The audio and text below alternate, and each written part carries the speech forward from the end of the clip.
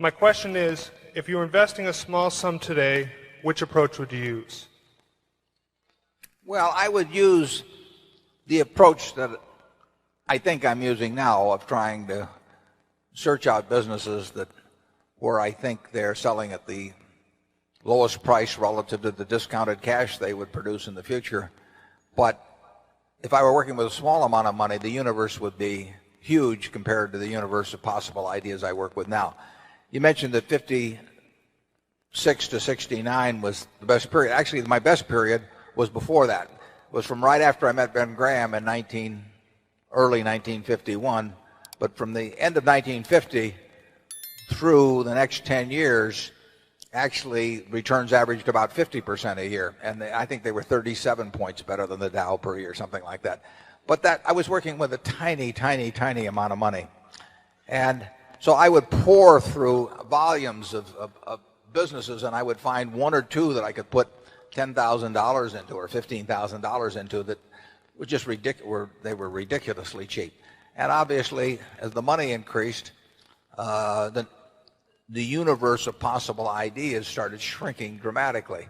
The times were also better for doing it in that time. But I think if you're working with a small amount of money, with exactly the same background that Charlie and I have, and same ideas, same whatever ability we have, I think you can make very significant sums. But as soon as you start getting the money up into the millions, many millions, the curve on expectable results falls off just dramatically. But that's the nature of it. You've got to, when you get up to things you can put millions of dollars into, you've got a lot of competition looking at that, and they're not looking as I did when I started. When I started, I went through the pages of the manuals page by page. I mean, I probably went through 20,000 pages in the Moody's Industrial, Transportation, Banks, and Finance manuals. And I did it twice. And I actually, looked at every business. I didn't look very hard at some. Well, that's not a practical way to invest tens or hundreds of millions of dollars. So I would say if you're working with a small sum of money and you're really interested in the business and willing to do the work, you will find something. If you were, there's no question about it in my mind. You will find some things that promise very large returns compared to what we will be able to deliver with large sums of money. Charlie?